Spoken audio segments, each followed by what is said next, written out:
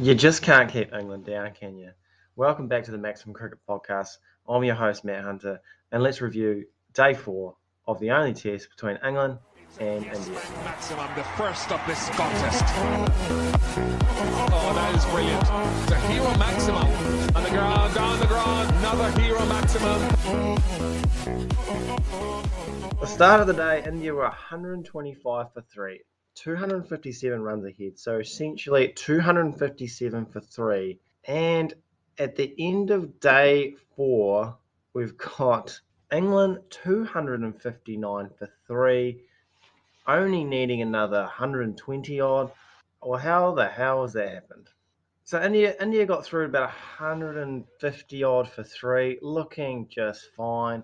Pujara going along well. Pant starting to accelerate. Pant getting another 50. He's looking good as ever. Controlled, I must say, for Pant. So that what a test for Pant. 140 odd in the first innings, 50 odd in the second innings. Is he the best keeper batsman in the world right now? I don't know. It's probably between him and Mohammad Rizwan. But I tell you what, he's probably better. He's probably the most exciting keeper batsman for sure. England just England just find a way, and we talk about Baz ball with the bat, and it's a lot of it's been with the ball this summer. They just seem to find a way when the game's about to be pulled away from them. The rug's going to be pulled right from under them to just chip away and get wickets. And there's nothing amazing what they're doing. This time it was Stokes. Well, it wasn't just Stokes. Stokes got four for 33 off 11. So he did, obviously, he took most of the wickets. And they went back to the short ball, which is quite interesting because they obviously tried that to the middle to lower order in the first innings, and a certain over from Stuart Broad happened. So to show faith in that process, and it paid off. They ripped through that lower order pretty easily through short pitch bowling from Stokes. So England, as I said, India got through to 150 odd for 3, all out for 245. So that's 7 wickets for 90 odd, leaving England a chase of 370 odd. See, there's not a lot of margin for error there for England. If India get 300, England are now chasing 420. We're talking world record stuff. They probably would have still chased it because that's what England are doing at the moment. But it's a big difference. 370, they're a definite chance. So, and to top things off, 107 run partnership for the first wicket between Alex Lees and Zach Crawley. That's right, Zach Crawley is back. The faith has been repaid. And the best part about that was in 21 overs, so they absolutely pumped it to start with.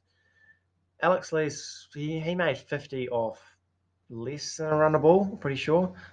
So that's, I mean, I said this in the main podcast last week, but he's really changed my opinion of him. Like, I think back to that West Indies tour, and I couldn't have been less impressed. Honestly, he looked like he could hang around, but he didn't look like he could score at all.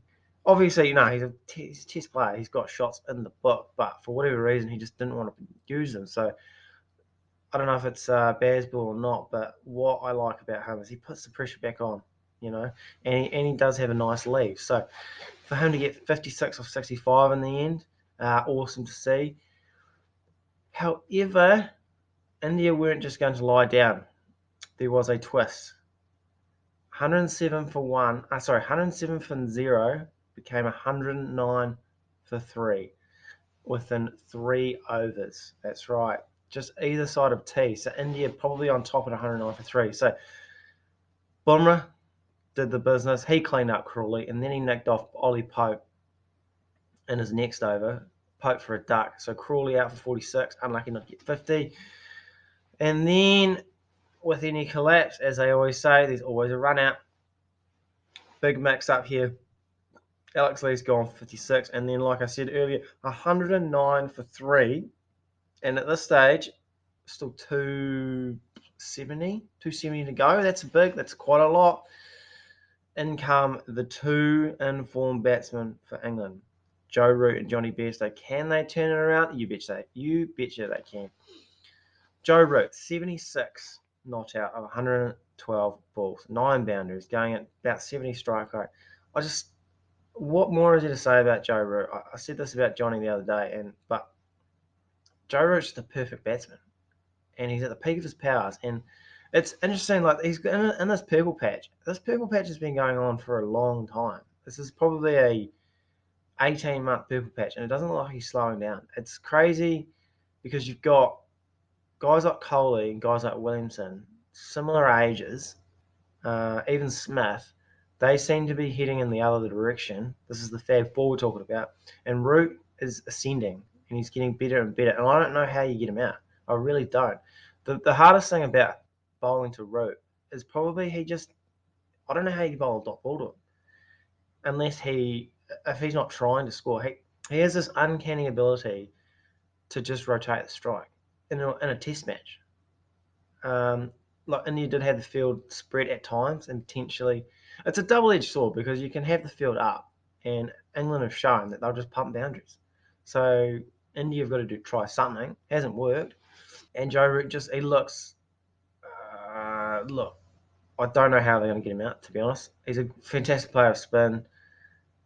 He rotates. I mean, the only thing is like with his rotating of the strike, there's some like he just sort of can nibble around the outside off stump, so he tries to just sort of work that for one, and most of the time it works. But I guess if there is a bit of nibble, bit of bounce, that's what can get him unstuck. Probably why he nicks off a lot in Aussie potentially.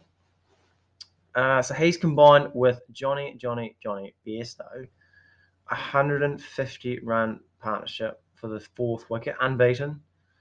Johnny 72 not out of 87 balls, 8 4s and a 6. It's actually like a circumspect sort of innings from Johnny. That's the thing.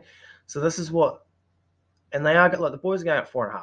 Jesus Christ, going at 4.5, and I feel like they've hardly broken a sweat. And they have. The field's been spread. They've been picking gaps, running well. Hardly been a dot ball. Johnny's just hasn't really been doing anything crazy. Look, he hit that 1-6. They went short. He went over the top. They didn't really persist with it. Would have been interesting to see if they did it for an extended period of time because he showed he was going to go for it. And look, it could have ended the test real quick. But if they get Johnny, you get Stokes out early. Billings only playing his pretty much second test, a long tail, or a chance there. So for India, honestly, they're really relying on Bumrah and Shammy. They seem to be, Bumrah took the 2 wickets early on. Shammy's been unlucky, hasn't quite taken the wickets. They're not getting a lot out of Siraj and Thakur. And I touched on this the other day, but I do think they should have got Ashwin ahead of probably Thakur. So he bowled 7 overs in this innings. Yeah, 7 overs in the first innings. He's taking one for 100 in 14 overs. I mean, I just don't know what the point is. So he's bowled 15 overs for 53. Hasn't looked overly threatening, to be honest, but he's gone at 3.5, so he's added a bit of control. I do think, yeah, Ashwin, I mean, I said before, he's the best spinner of our generation. If they're going to whack him out of the attack, good luck to them. Really do, because that's tough. So Siraj has been pumped, 10 overs for 64, not getting a lot out of them, are they? So going into the last day, before we talk about what could happen, isn't this is just fantastic for Test cricket. Whatever happens here, England, I mean, it's good to see England do this to a team that's not my team, New Zealand. So, sorry, India, that you have to go through this as well, but it looks like England are probably going to coast to another famous victory where they just chase and chase and chase. Honestly, I want to know how much they can chase. Could they chase 500? I mean, why not? Why do they look so much better in that second innings? It's like they're playing on a different pitch all of a sudden. It's uncanny. And it's exciting to see. I mean, the crowds are full. It's great for Test cricket. I mean, how can you? This is why I love Test cricket. Every day is a different story. We're sitting here yesterday, thinking England are basically on the brink of over, and fast forward another day, there's been twists and turns, and now they're on the brink of winning in one day, and that's the beauty of the game. And They're exciting to watch, and I expect that they will probably do a job. But you just never know with this Indian team. I'm sure they've got a couple more plans up their sleeve. Can they get a couple? If they can get a couple, they've got to be early. If they can get to Matthew Potts, they've got to get to Matthew Potts, break an end open. If they can get to Potts within the first hour, 3 down, 3 more wickets, 6 down, 100 to go. Look, they're a chance, but I know where my money is, and it's not India. Okay, so let's catch up tomorrow for the last day of this test. Catch you then.